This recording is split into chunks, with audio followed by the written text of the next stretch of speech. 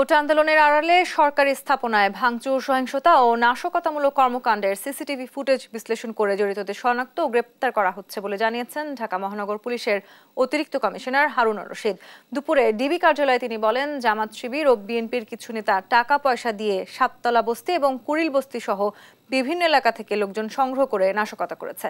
তারাই সেতু ভবনে ঢুকে ভাঙচুর ও আগুন ধরিয়ে দিয়ে লুটপাট চালায়।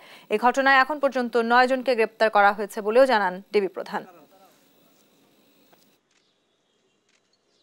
জাহাঙ্গীর, তারপরে গুরু সাহেবের ছেলে সানিয়া গুরু, তাদেরকে তারা অর্থ দিয়ে তারা সহায়তা করেছে।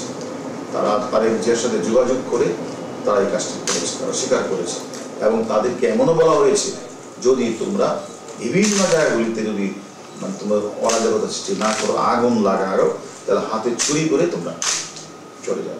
এবং কেউ কেউ আবার তারা ঘোষণা করেছে যে তোমরা যদি পুলিশকে মারতে পারো এত টাকা, তোমরা আগুন লাগালে এত টাকা, তোমরা এই ঘোষণা যারা দিয়েছে তাদেরকেও আমরা শীঘ্রই আইনের আওতায় নিয়ে আসবো।